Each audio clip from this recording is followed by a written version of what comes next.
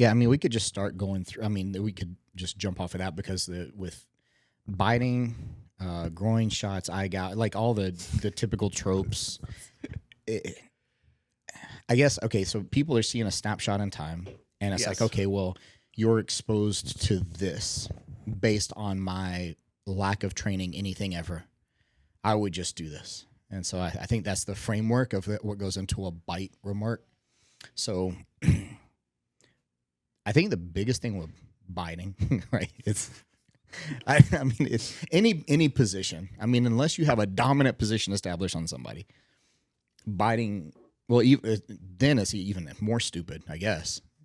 If you've got a dominant position, why would you choose to bite somebody? Correct. Like straight Gangs of New York style. Get yourself a little bloodborne pathogen action. Yeah. Just because, take home something with you. So one of the big things that I always think about in my brain is that all those things like biting, eye gouging, groin shots, pressure points, I'd lump into a lot of that stuff. And it's because, like, if you do it, and this is the reason why PPCT still exists in a lot of law enforcement circles and a lot of law enforcement training, is because it looks dramatic whenever it's in a comfortable setting. Like, if I bite you on the arm right now, you're going to have a big reaction. And anything you were doing before that, you're going to stop doing. But it tends not to work like that whenever the person is adrenalized and it's a little bit higher stakes situation, or they're on drugs, or they're fighting for their life or whatever. Like, that tends to be less of a reaction, I think. I also think they think that biting is going to like end the fight or something. Like, no, you just bit me. It's going to piss me off, and I'm in a dominant position. I'm going to explode your head now because Exactly. You just bit my hip. Like, Yeah. Well, it's like the magic bullet, like the mindset, like you were talking about, that like, okay, you're going, in our case, like what we're talking about right now, like you're going to crush 17, you're going to shut down 17 years of grappling acumen by biting me. And we didn't think about that in the last 17 years. Right. Never thought of it once. Well, now, to that point, so there is an entire martial art subset based around biting. Yes. Yeah, it's Kinomate, right? So Kinomate is a subset of like Pinjak Silat, I think. And you can find really great videos about this martial art on Why the quotes? Well, I don't know. We're just doing audio. Are we just doing audio? No, we're filming video. this This is shit video out. too. Okay, well then I can do air quotes. That's why I was doing the air quotes. All right. So there's a guy, there's some guy that did Silat, and he was doing this Kinomate demonstration, and he had his like partner put on a t-shirt, but under the t-shirt were like raw meat. Yes. Oh, yes. Yeah. I've seen that, that, right? James Wilkes was talking about this. Yeah. Such a Remember? great. Oh, yeah. yes. In LA. Out in Los Angeles last year. Yeah. Yeah. So then he just goes completely ape shit and just starts biting his partner on these meat spots. Probably misses. Like that's the thing I always thought about whenever I was like, hey, I bet he missed that one time. And then, you've got these blood spots coming through this white t-shirt. And it's like, so that's to prove, I guess, the effectiveness of this martial art. Paul Vunak was a big proponent of that martial art, to which, again, cocaine is a hell of a drug.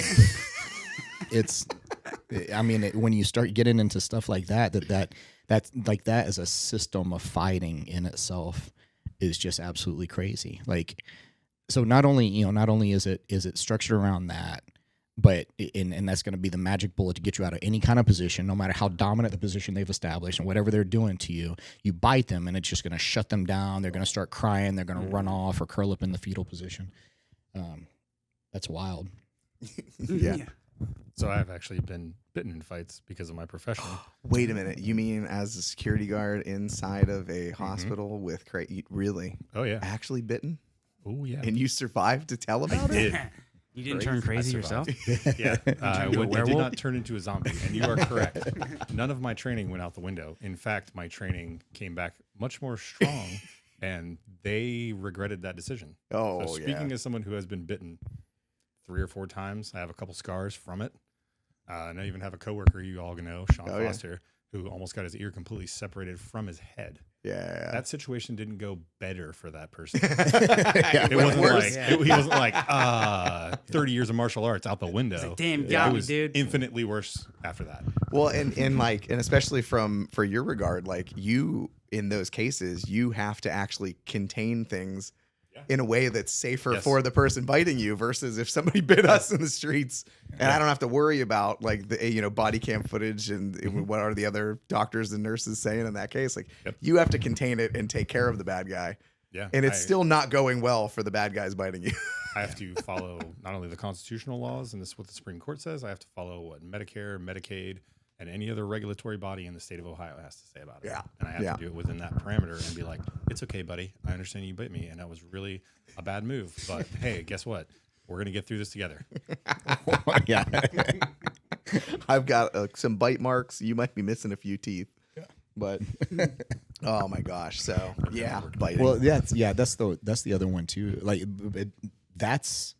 we're just still talking about an unarmed situation. Yes. Yeah. Right? Yeah. I mean, like this. So that's to insert that into a weapons based environment. That's a whole nother issue. But the ones I usually get about biting, it's because I'm showing jujitsu stuff. So it's like, well, that arm bar, you just bite their leg and they'll let go, Or the best I ever got was a triangle, and they're like you could bite their groin from there.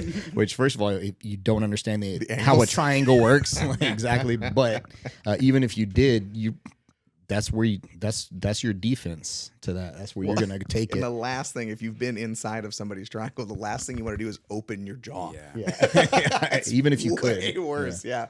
You're like biting your way through it. But I mean, but we see it like, again, like Mike was saying, we get the comments all the time in the knife situation. And I think people forget and again, this is from a training perspective in general, right? It's really easy to kind of get into, we joke around, but we call it like the LARPing mentality where it's like, okay, so I have this knife in my hand and now I can cognitively think I'm going to bite you because it's not a real knife. You're not actually beating the crap out of me. And so I can actually split my attention in maybe 2 or 3 different ways. But if we're in a situation where we're really fighting over a blade, and especially if I'm the guy that planned on stabbing you and now all of a sudden I'm in a shit position because you're on top of me, controlling me, smashing my head into the ground. And now all of a sudden, like you think you're going to have this cognizant thought where you're going to stop thinking about the knife and you're going to make this amazing bite. And then what? So it's not that biting doesn't happen, but it's the idea that any one simple movement is going to resolve a violent fight, especially against potentially a skilled opponent, it's insane. It's also one of the biggest, I would say, downfalls or critiques of almost any martial art when it comes down to that. Like if you boil it down to just learn these 10 techniques or these 5 simple concepts and you're going to beat everybody in 10 seconds. It's like, you've obviously never fought a human before. Like I've been training for 18 years and I'm still don't want to fight people because I don't know how that fight is going to go. Yeah. Fascinating. Well, and anything that's that untrainable too, even if you do have a buddy that's 100%. Willing to strap meat all over his body for you to bite and practice that, anybody that's that untrainable, it's we're too already deadly to train it. We're already planning on getting a bunch of rotisserie chickens for tomorrow's videos, right? So I'm down 100%. We could strap those. Yeah. Strap a breast to each breast. Like look at that A slice. thigh to each thigh, yeah. Look at the juices. We could play like Fight Twister. It's like while you're fighting over the knife, we can spin a dial and it's like you need to bite the thigh. I mean, that's golden content right there. Yeah. That's how we're gonna get made. Move over Ultimate Self-Defense Championship. How we've done it. We've established what we need. I always think about You can call it choking your chicken. hey yo Costco Championship. yeah. Oh, yeah.